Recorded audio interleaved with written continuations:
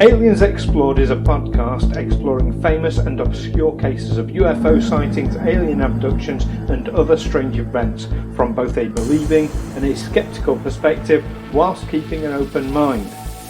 I'm Stu Jackson, a professional actor and amateur ufologist with a particular interest in the crop circle phenomenon. I'll be debating that otherworldly visitations are real. The truth is out there. And I'm Neil Kelly. I'm a professional actor as well and used to work for the military as an intelligence analyst. I'll be arguing from a more doubtful point of view. I mean, it's all a bit far-fetched, isn't it?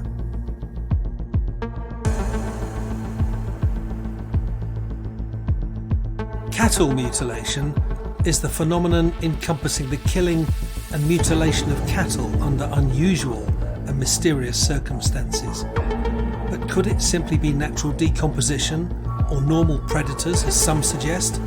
Or perhaps it is cults or secretive governmental and military agencies? Or could it be some more otherworldly intervention at play?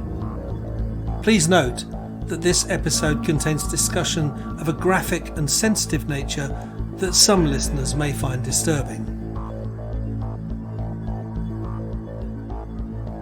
Hello everyone and welcome back to the Aliens Explored podcast. My name is Neil and I'm joined this evening by... Stu Jackson. Stu Jackson. Hello. Sorry, I should say I'm Neil Kelly. And the topic for discussion this episode is cattle mutilation. Yeah, it's a bit of a gory topic, this one, isn't it? It's an odd one, yes. Yeah, so we've gone off and done our research. I stupidly did mine just before dinner. What did you? So this is a phenomenon that you'd not come across before, isn't it, Neil? Well, I had heard of animals being mutilated. I think it was goat ripping, which was blamed on Satanists. In fact, some of the cattle mutilation here was, for a while, blamed on the activities of Satanists doing it for whatever reason. Yes. Interestingly, cattle mutilation or animal mutilation, according to Wikipedia, it dates all the way back to 1606 and the reign of James I, when these mysterious mutilations started to occur. Well, that was certainly when it was first, when there's a record of it first being reported. In many respects, I liken that a bit to the crop circle phenomenon, where you've got a similar sort of a report from probably around the same sort of time when they talk about the lawn mowing devil. The mowing devil, not the lawn mowing devil. The mowing devil sounds like a brand name. So it's clear that, to me, then, that something like this has been around. It's been with us for hundreds of years. Well, unexplained deaths and mutilations of livestock, basically. I read one report, I think it was an FBI investigator, saying that typically there are three causes of death of livestock. There's basically accidents, eating poisonous plants, drowning in rivers, getting struck by lightning, that sort of thing. There's predation. Certainly in America, you've got bears and wolves and cougars, that sort of thing. And thirdly, human activity. People killing them for fun or food sometimes. But these particular mutilations seem to have aspects of them which can't be explained. Which are certainly not easily. Not easily explained. The lack of any kind of... we're talking in some cases of quite large animals being destroyed, full-size 600-pound bulls, without any of the surrounding bushes or undergrowth being disturbed, without any kind of signs of a struggle or damage to the animal's limbs. And then apparently mutilated in quite a clinical way. Yes. Some of the some of the pictures I've seen, they seem to have been completely skinned, everything removed, so that from the shoulders up there's just a skeleton. Or sometimes it's just eyeballs, jaws, tongues removed. Often the genitals and anus removed. Yeah. And again, quite surgically. So, yes, it's a difficult thing to. You've got clean surgical lines. You've got the lack of blood. So quite often, a lot of these cases, although the animal might be found with these gaping wounds, the wounds have actually been cauterized. Now, if you can show me a predator, a cougar or bear or something that goes around cauterizing wounds, I'd like to see that. But there are cases, quite a few cases as well, where the animals have been completely drained of blood. Yes, and they all seem to have been completely drained of blood, and with no sign of venal collapse, which normally happens if you drain an animal's blood. The veins collapse. Well, yeah, because there's nothing to support them. No, but for some reason, this hasn't happened. So there was a case. Where's the ones that I came across? There was a particular case relating to a horse called Lady.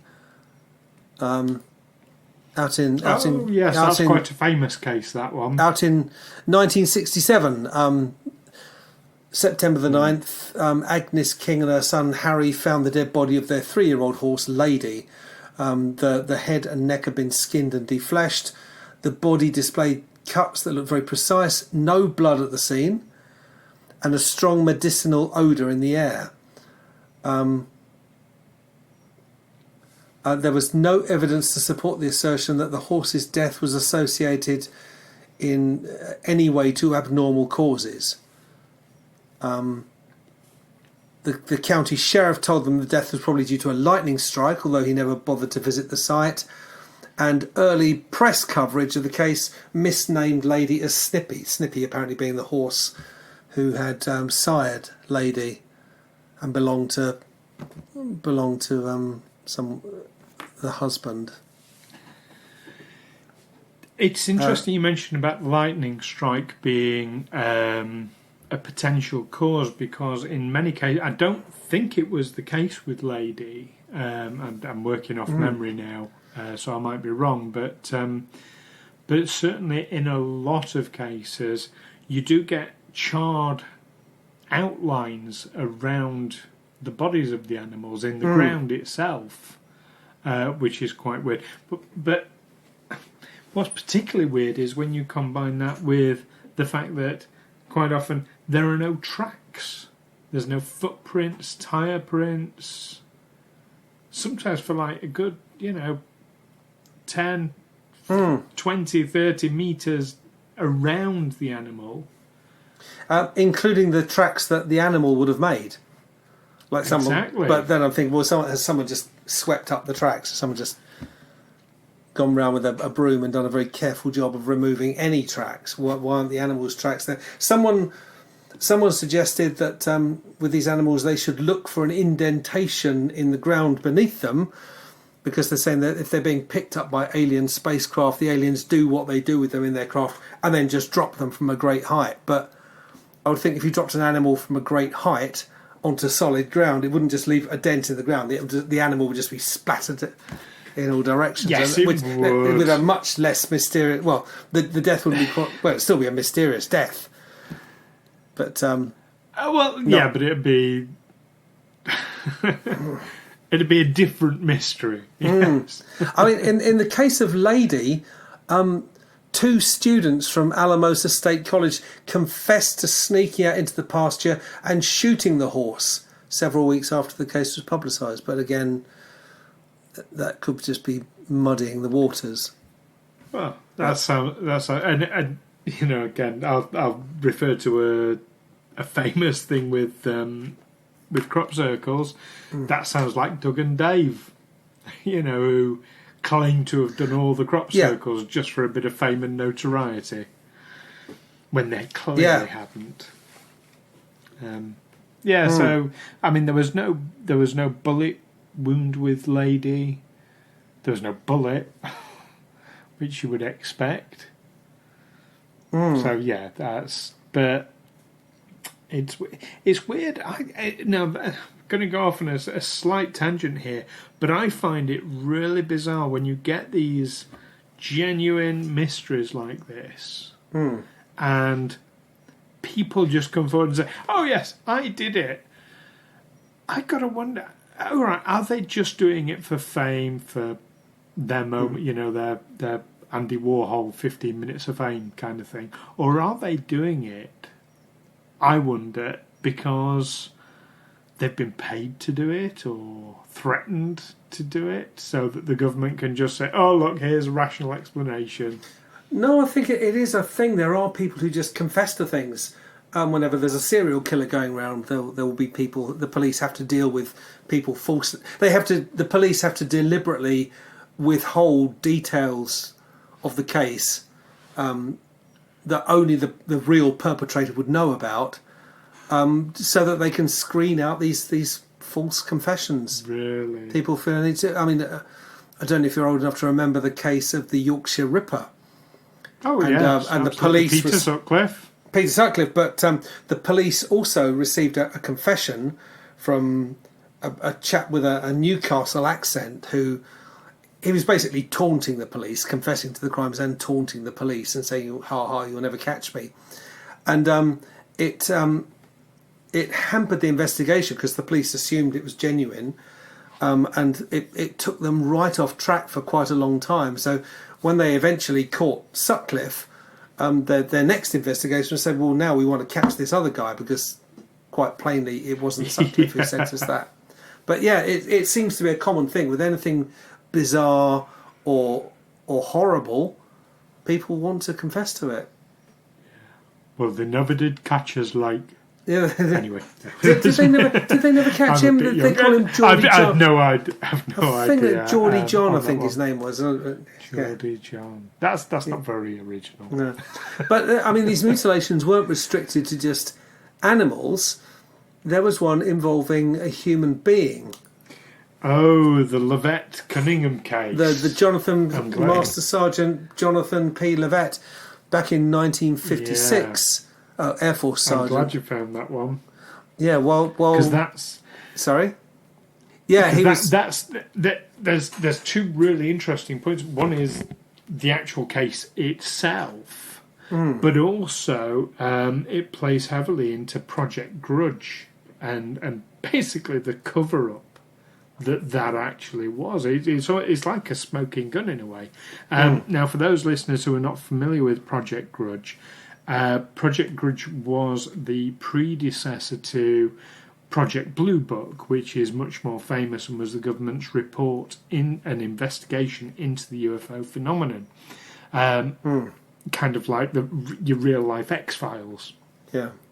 But Project Grudge was before Project Blue Book and was, I suppose, just an earlier equivalent. And there were a number of reports in it. Now, the Levette Cunningham case was report 13. Now, since all this time, I mean, like you said, this was back in the 50s, and things become declassified after a period of time, and cases 1 to 12 have become public knowledge, and cases 14 onwards have become public knowledge, but they've never released case 13. The government's always said there is no case 13. Well, I'm sorry, you don't just skip a number because you feel like. I mean, all right, superstition, fair enough. But here's the thing: you're doing a formal government investigation into unexplained phenomena. Are you going to allow superstition to inform? That would be a bit. Yeah. I don't know, a bit wrong. So yeah, the fact that they've never released this, but you've had Cunningham's reports, haven't you?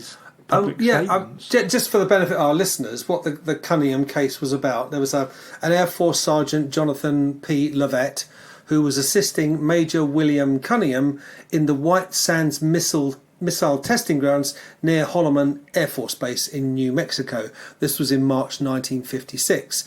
Now, they were out searching for scattered debris from a recent rocket test, and they'd split up. I think they were on opposite sides of a sand dune. Cunningham was shocked when he heard a loud scream, and he thought that Lovett had been bitten by a snake, so he hurried round to the other side of the dune. But instead of finding his sergeant nursing a snake bite, what he found was Lovett being dragged by a long, as it described, long serpentine arm wrapped around his legs, which was connected to a silver disc hovering in the air 15 to 20 feet away. And this thing dragged Lovett into the disc, and then the thing flew away. Cunningham just, he was a bit taken aback, as I suppose any of us would have done. Be terrified. Can you imagine? I mean, just to pause the story just there for a moment. Imagine that situation. You're there. There's the two of you out on manoeuvres or whatever they were doing. I mean, imagine it's you and me out there. I go round this corner. You hear me scream, and then you run round, and I'm being dragged away by a metallic serpentine tentacle that's just come out and grabbed you into a flying saucer. Yeah, so something definitely happened to Lovett, because his body was found 3 days later. From all indications, the body had been exposed to the elements for 24 to 48 hours, so that leaves at least 1 day when it wasn't exposed to the elements. That there's a missing day there. It was severely mutilated. His tongue had been cut from the lower portion of the jaw, his eyes gouged out, and his anus removed. There seems to be a thing about anuses. They'd removed his anus. It's a common thing. That and sexual organs is a very common theme. Yeah, absolutely. It seems to be. As for Cunningham, he went back to the base and stumbled towards his jeep, radioed for assistance. Cunningham was confined to the base hospital for observation and treatment after retelling what he believed he had witnessed. Now, I think another CIA project that this touches on is the MK Ultra mind control project. The Americans had been very shocked by the behaviour of prisoners of war in Korean prison camps during the Korean War, 1950 to 53. How discipline had completely broken down compared to troops that had been captured from other nations. It was a United Nations war, so there were French, British, Turkish prisoners, but particularly the Americans seemed to have completely broken down in captivity. And this whole thing about mind control, and this is when brainwashing entered the lexicon.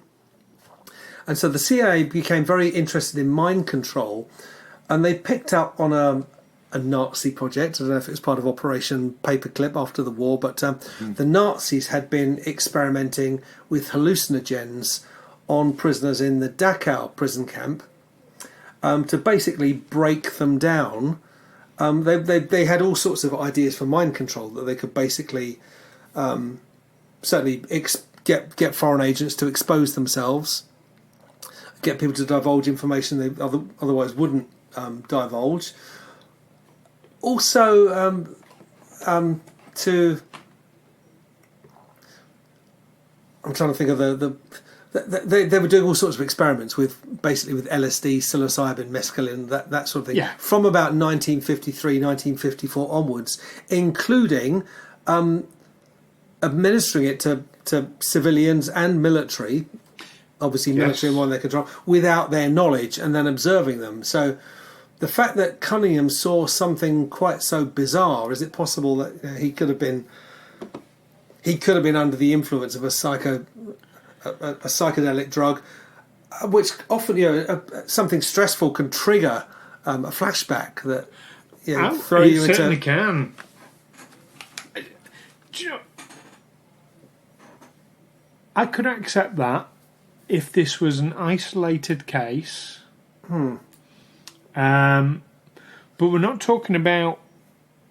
Firstly, we're not talking about the guy just like thinking he's seen something and there's no evidence to back it up. The other guy disappeared and then was found 3 days later. Yeah, 10 miles these away. Specific surgical procedures that have been done on him that mirror the exact cattle mutilations that we're talking about, that are happening globally. You know, I mean, we've mentioned a lot of cases in America, and certainly that seems to be where it happens a lot, but it happens all over. I mean, it happens here in the UK. There were some cases. It's one of those interesting. It's not been happening quite so much, or certainly we've not been hearing about it quite so much in recent years. But in 2011, there was a case in Wales where it happened to a lot of cattle, virtually overnight. So it. So I don't know if it was just from his imagination. How come it mirrors these cattle mutilations so closely? I'm just thinking of what he thought he saw. This tentacle dragging his sergeant into a hovering disc.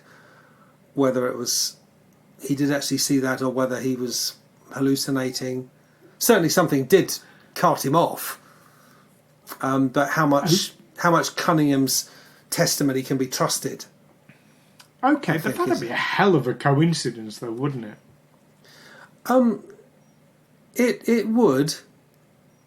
I mean, we know that the CIA have been up to all kinds of weird stuff with people. So, and definitely with mind control, as you say. I mean, it's basically common knowledge that they do that sort of thing, and I'm not disputing that for a moment. I just I find that I would find that to be an incredible coincidence that, you know, he happened to imagine or hallucinate a particular thing happening that years, decades later happens to associate with what happened to his mate. You know, I don't know. That just all seems a bit. I mean, I'm good at making leaps with my imagination, which is probably why I sit very firmly on the I believe fence. But even that, I don't know. That just seems a bit hard to quantify that level of coincidence.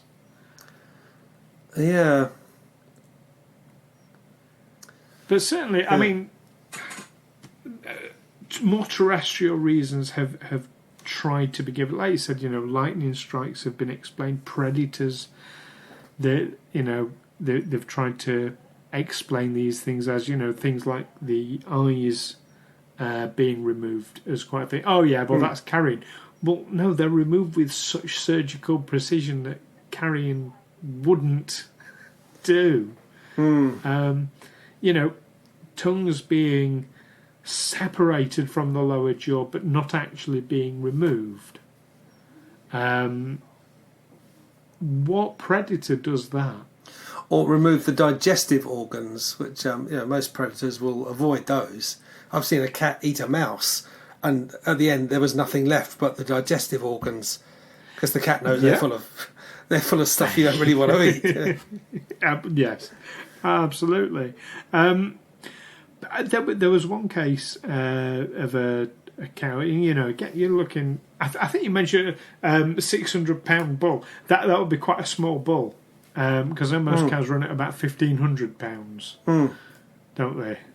So you imagine a 1,500 pound. That's what's that? Half a ton.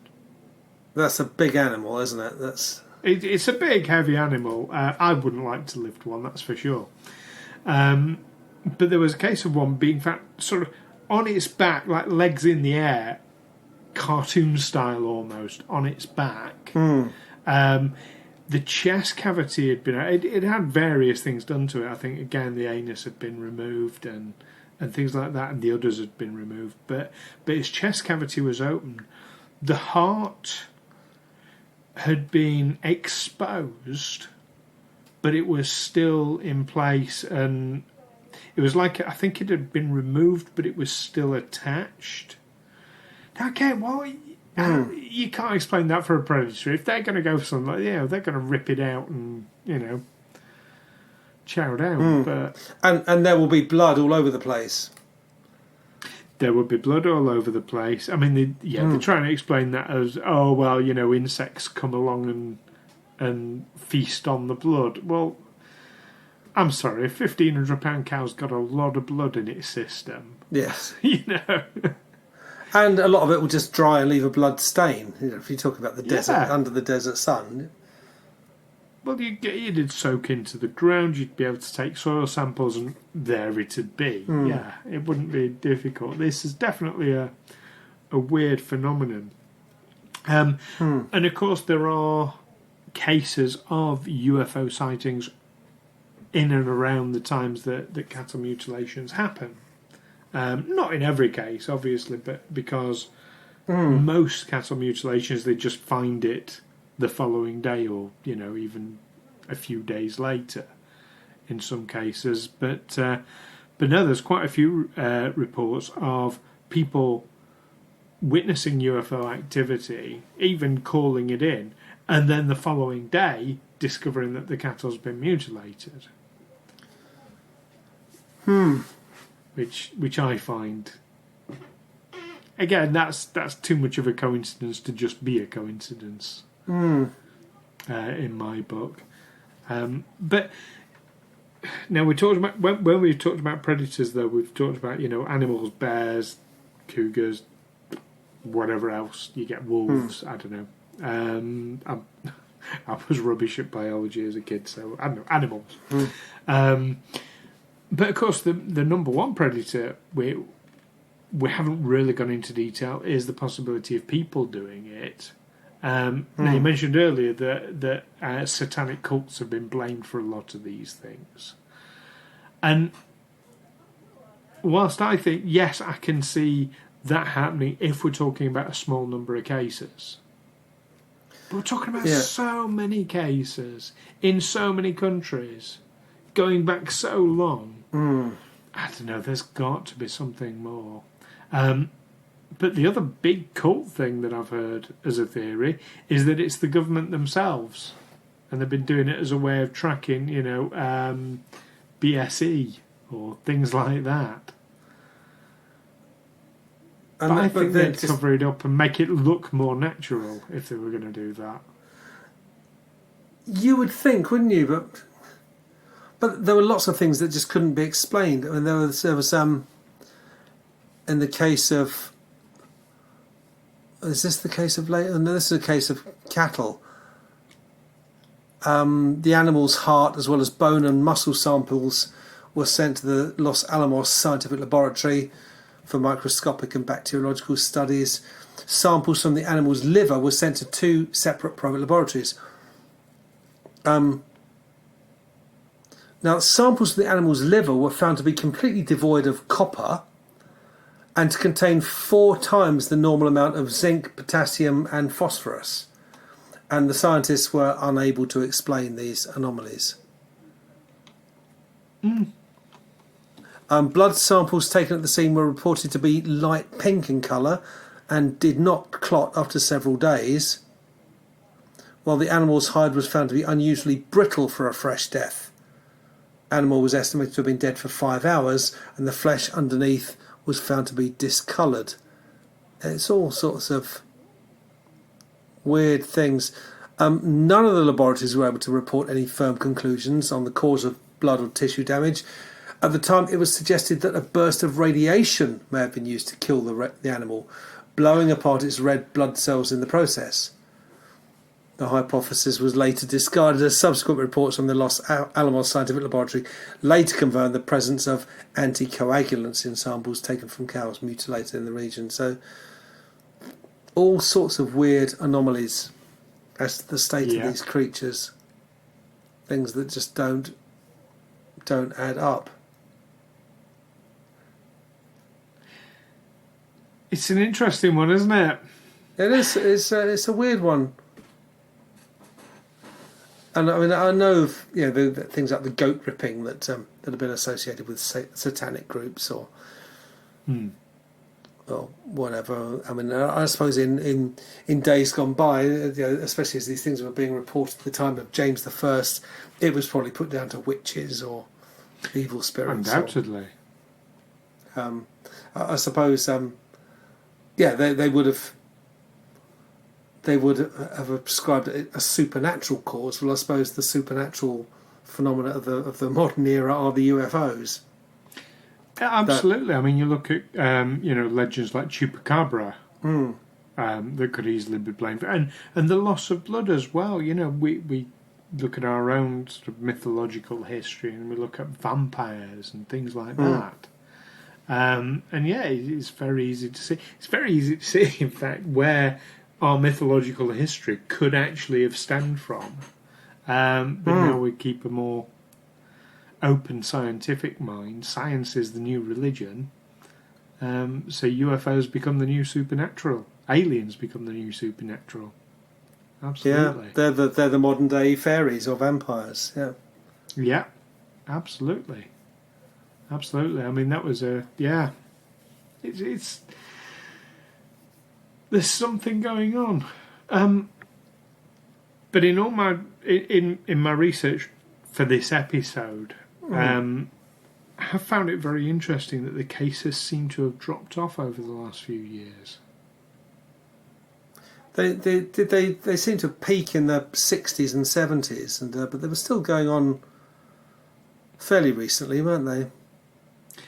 Well, sort of 10 years ago is when they started to drop off, it seems. But I'm intrigued by that, and what would cause a drop-off in these things. So, again, if you're looking at, it's natural predators or something like that, it wouldn't just suddenly drop off. Not unless you've got a massive ecological shift, if like, I don't know, all the bears died out, then that might explain it. But no, there's seemingly no... The fact it's dropping off is as much a mystery as the fact it happened in the first place. And it's to me, that suggests an intelligent agency that, like us, someone's got a budget for doing a certain kind of research, and maybe his masters are no longer interested in the aspect of animal anuses or whatever. Or maybe they've just learnt everything there is to learn. Everything they wanted to learn. Maybe. I don't know. But the fact that the reports go back to the 1600s. I don't know. It seems weird that it would stop now. So I have this. Okay, this is a little bit far out, but I have this theory that we are building up to something, and something quite imminent. When you look at the UFO sightings that have increased over the last few years, you've got things like this that have, it's changed. Something is changing, and I feel we're building. I think honestly we're building up to some sort of revelation, where.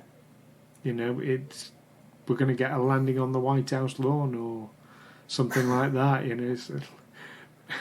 Yeah, I don't know. And certainly the fact they've been carried out over a prolonged length of time or sporadically in periods. Well, if these are being carried out by interdimensional beings, then they would just appear at different.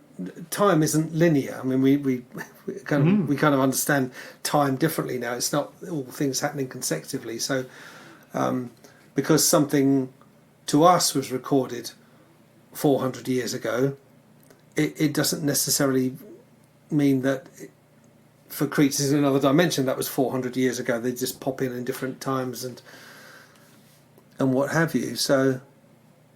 I can understand, it didn't take them 400 years to learn all they need to know about the anuses of cattle. Yeah. I'm sure. I feel certain there's more to it than that. Yeah, but because we experienced it as a 400-year period doesn't necessarily mean that they did, because they're working to a different dimension. Yeah, it's very insightful. So, to summarise cattle mutilations then, so I sit very firmly on that there's an intelligence behind it, and it's a non-human intelligence. To me, there are so many mysteries that cannot be explained behind it, that very simply, if it was people doing, I think it's very easy to rule out other animals doing it. I think if it was people doing it, I think there'd be far more signs, there'd be far more evidence. People would actually be getting caught doing it. So I think there's an intelligence behind it. I don't think it's a human intelligence, and that, to my mind, we're talking aliens or non-human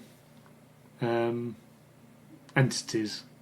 Anyway, I'm hesitant with the word aliens. Otherworldly.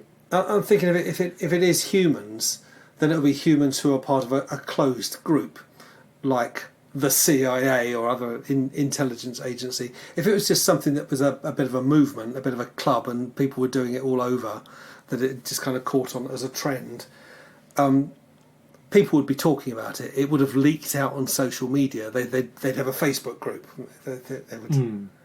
where they would share this stuff. Even if it was on the dark web, they would still be sharing this stuff, and it would be there to be. Yeah. It would be there to be found. So, yes, it's very. I mean, obviously, I'm inclined to look for, I suppose, reasons that I can relate to before, but there seems to be no rhyme or reason to this. It's just very, very, very, very strange. Is this it? Is this the moment that we convert you and you become a believer?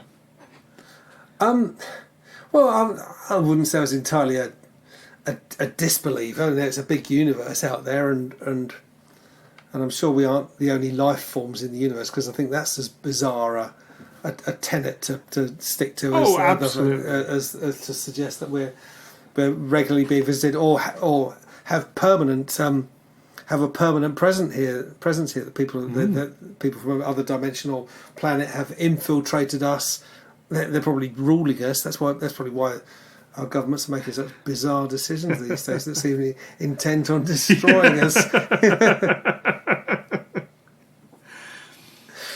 So, yeah, it's very mysterious, and there's so many aspects of it that I just can't.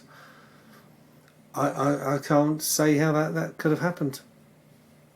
So obviously, I'm only seeing this. What do you think? Sorry, go on. It seems it's being done by something intelligent.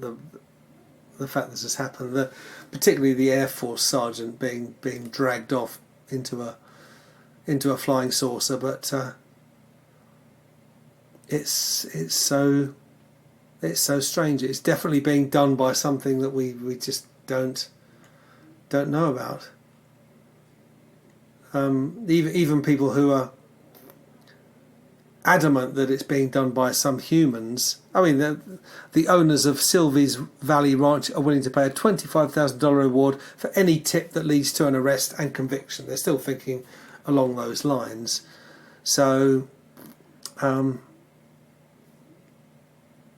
yeah. So obviously we're going to go on second-hand evidence, but it does really sound like something supernatural or extraterrestrial. Yeah. Otherworldly, something otherworldly. Yeah. Otherworldly. Yeah. Wow. So there you have it, listeners. What do you think? Do you think there's a terrestrial explanation that we're missing out on, or is this the smoking gun that proves the existence of otherworldly beings? Do let us know in the usual means: Facebook, Twitter, or you can always drop us an email or send us a psychic message if you're so inclined. Don't forget to join us next time when we will be discussing, you'll like this one, Neil, with your military background. We'll be discussing the Foo Fighters of World War II. Looking forward to that. Absolutely. So, it's goodbye from me. And it's goodbye from me. Until next time, take care. Stay safe. Keep watching those skies. Bye. Yeah. Bye.